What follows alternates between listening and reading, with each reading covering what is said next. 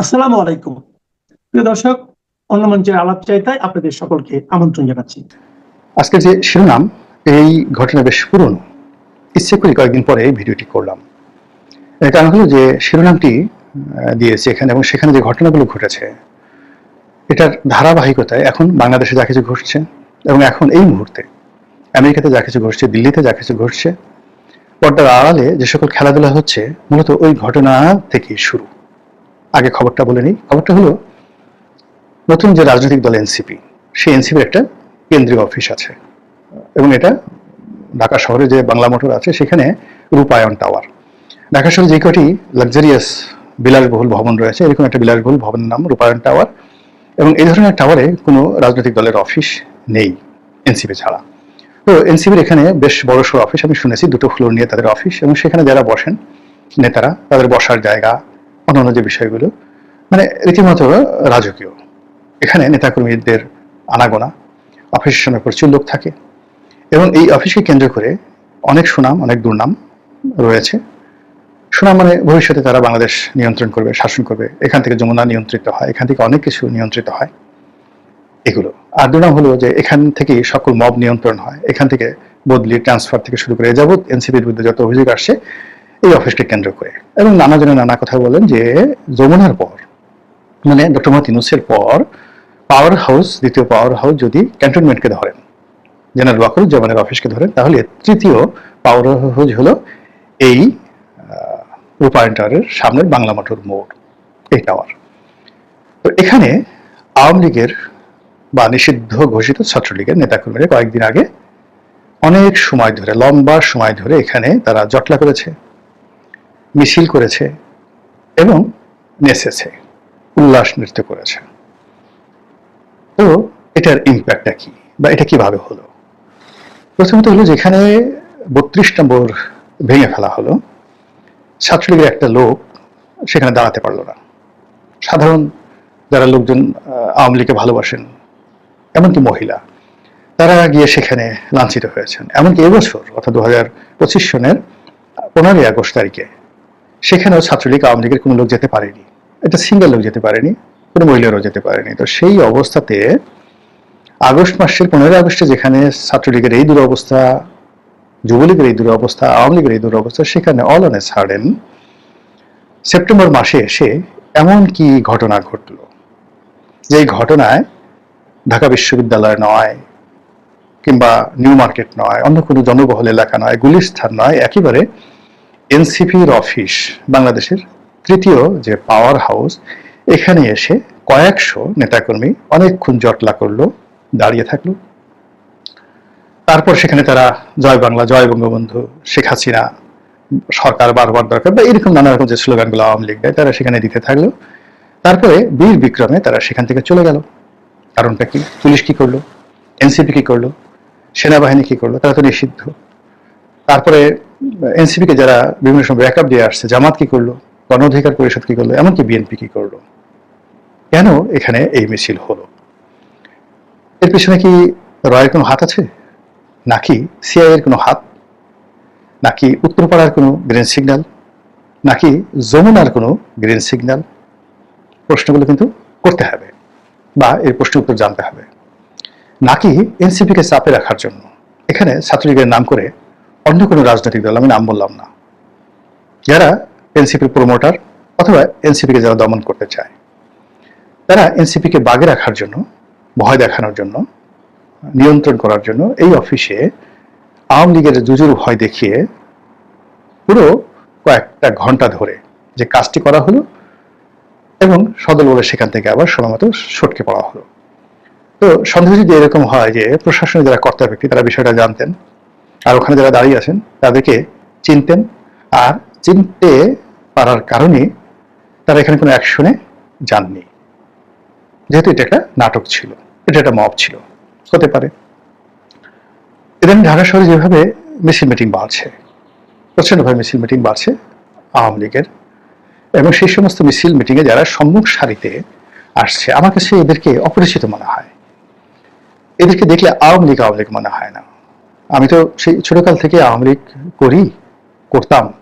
এখন তো বিএনপিতে যোগদান করার পরে সেই আওয়ামী লীগ চরিত্র নেই, আর গত 1 বছর যাবৎ মনে হচ্ছে যে না, রাজনীতি আমার জন্য আসলে এই মুহূর্তে শোভনীয় নয়, বিরতি নেওয়া উচিত।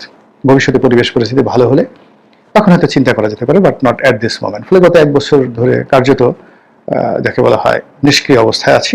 এই আমার ব্যবসা বাণিজ্য, সামাজিক সংযোগ, রাজনৈতিক সচেতনতা বৃদ্ধি করা, টকশো করা, রাজনৈতিক বিশ্লেষণ করা, এর মধ্যে আমি আমার তৃপ্তি খুঁজে পাচ্ছি এবং মনে হচ্ছে যে খারাপ না, আলহামদুলিল্লাহ ভালো আছি। বিকজ যারা এই মুহূর্তে রাজনীতির একেবারে ফ্রন্ট লাইনে আছেন, বিএনপির 10 জন, জামাতের 10 জন বা এনসিপির 10 জন, তাদের সবাইকে তো চিনি। আমার কাছে মনে হয় না যে সামাজিকভাবে, প্রশাসনিকভাবে কোনো অবস্থানে তারা কেউ আমার চেয়ে খুব ভালো অবস্থানে আছেন, বা তাদের একটা টেলিফোন পেলে বা আমি একটা টেলিফোন করলে দুটোর মধ্যে যদি গুরুত্ব দিতে বলা হয়, আমার কাছে মনে হয় না যে আমি কখনো কোথাও অগুরুত্বপূর্ণ ছিলাম অতীতে আর এখন অগুরুত্বপূর্ণ আছি। ফলে আমি আমার কাজ নিয়ে ভালো আছি। তো যেটা বলছিলাম যে সেই যে অতীতের অভিজ্ঞতা, সেই অভিজ্ঞতার কারণে আমার কাছে মনে হয়েছে যে আমি জামাতের লোক দেখলেই বুঝতে পারি এরা জামাতের লোক। জামাতের হেফাজত দুজনকে দাড়ি টুপি পরিয়ে আমার সামনে এনে দেন, আমি এখন নিখুঁতভাবে বলে দিতে পারবো এটা হেফাজতের লোক, এটা জামাতের লোক। জামাত আহলে সুন্নতের 2 জন লোক আনেন যারা মাজারপন্থী, পীরপন্থী, আমি বলে দিতে পারবো যে এরা জামাতের লোক, এরা পীরপন্থী লোক। আওয়ামী লীগ বিএনপির 2 জন লোক আনেন, আমি বলে দিতে পারবো, চেহারা দেখে বলে দিতে পারবো, কথা বলতে হবে না। তারপর জাতীয় পার্টির লোক আনেন, আওয়ামী লীগ বিএনপি জাতীয় পার্টি, আমি বলে দিতে পারবো এরা জাতীয় পার্টির লোকজন। এর কারণ হলো আপনি দেখবেন যে দীর্ঘদিন একত্রে একটা কাজ করলে না, তাদের পোশাক আশাক, চাল চলন, কথাবার্তায় একটা ভাবমূর্তি ফুটে ওঠে, একটা অভিব্যক্তি ফুটে ওঠে। আমি যেমন আগে দুষ্টামি করে বলতাম যে আওয়ামী লীগ দেখলে আমার কাছে মনে হয় এখানে সরেয়ার মতো একটা মানে আকৃতি আছে, এখানে নৌকার একটা আকৃতি রয়েছে। কিংবা ধানের শীষ এর লোক দেখলেই আমার কাছে মনে হয় যে এদের মধ্যে একটা ধান ধান ভাব আছে। জাতীয় পার্টি দেখলে এটা লাঙল লাঙল, কেমন যেন লাঙলের মতো এরকম মনে হয়। এরশাদের দেখেন, জিএম কাদেরকে দেখেন, আপনি লাঙলের মধ্যে তাদের খুঁজে পাবেন। এনিওয়ে, এটা যোগ করে টেলিভিশন টকশোতে বলতাম। তো সেই দিক থেকে আওয়ামী লীগ বিএনপির বা জামাতের যে নর্মাল ন্যারেটিভ গুলো রয়েছে, তারা এই ভাষায় কথা বলে, এইভাবে তাদের পোশাক পরে, এরকম তারা দাড়ি রাখে, এইভাবে তারা ক্লিন শেভ করে। তো সেই দিক থেকে আওয়ামী লীগের নাম করে যারা সম্মুখ সারিতে আসছে, তাদের কাউকে আমার আওয়ামী লীগ বলে মনে হচ্ছে না, এবং এটাই আমার ভয়ের কারণ। এটাই আমার ভয়ের কারণ। যেভাবে ধরুন শেষের দিকে এই যে দেখুন সাদিক কায়েম যারা ডাকসু ভিভিটিপি হলেন, এরা সবাই আওয়ামী লীগের মধ্যে লুকিয়েছিলেন। আপনি একবার এখানে একটু তাকিয়ে দেখেন তো যে সাদিক কায়েম সাদ্দামের পাশে বসা ছিল, দাঁড়ানো ছিল। ওকে কি সাদ্দামের মতো মনে হয়? ওকে কি নাহিয়ান মতো মনে হয়? জয়ের মতো মনে হয়? ওকে রব্বানির মতো মনে হয়? ওকে কি নাজমুল ছিল তার মতো মনে হয়? রিপন সভাপতি ছিল তার মতো মনে হয়?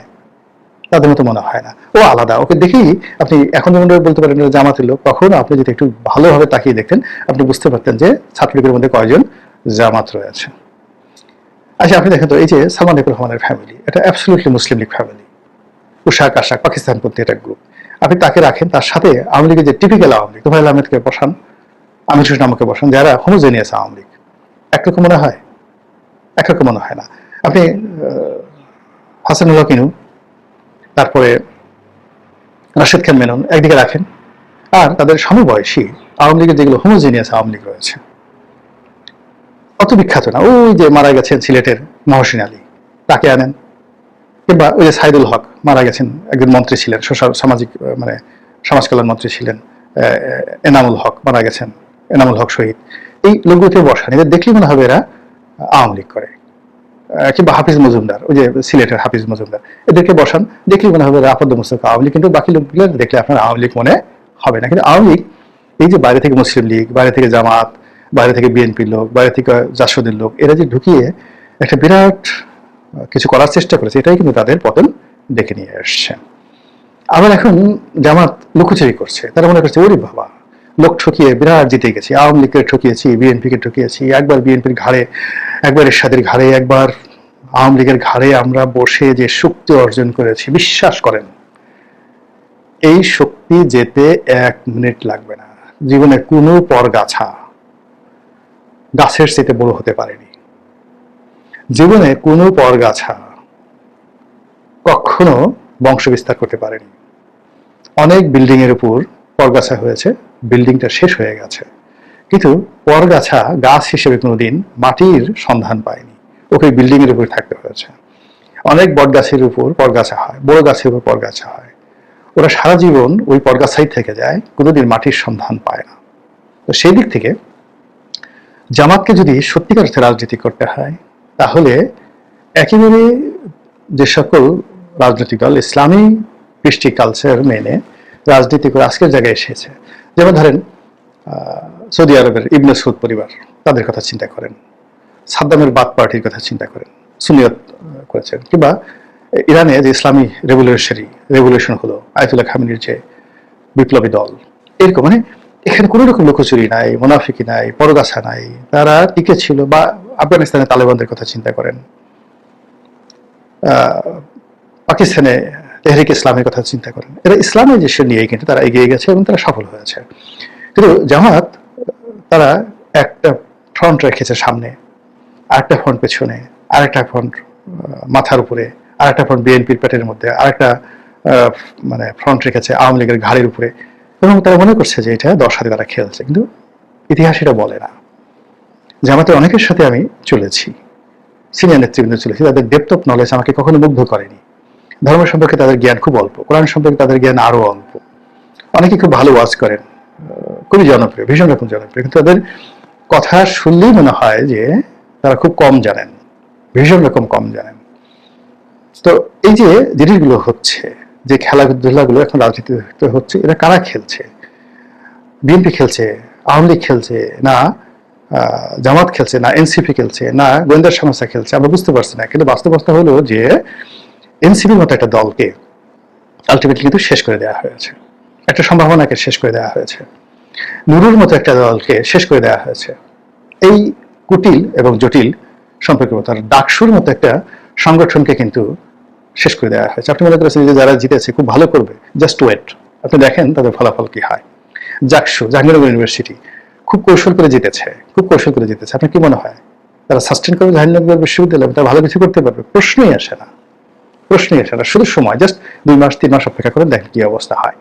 তো সেই দিক থেকে যে দেরি দেরি ভিডিও করলাম, আমার কাছে মনে হচ্ছে যে এনসিপি অফিসের সামনে যে আওয়ামী লীগের নৃত্য, আওয়ামী লীগের স্লোগান, আওয়ামী লীগের মিছিল এবং দীর্ঘক্ষণ সময় ধরে সেখানে তারা অপেক্ষা করা, এটা কোনো সাধারণ বিষয় ছিল না। এটার পিছনে অনেক কাশিম বাজার যে কুঠি, সেই কাশিম বাজার কুঠির যে গোপন বৈঠকগুলো হতো, ঘসেটি বেগম, মীর জাফর আলী খান, জগৎ শেঠ, রায়দুল্লভ, ইয়ার লতিফ, এইরকম চক্রান্তের ফলে কাশিম বাজার কুঠি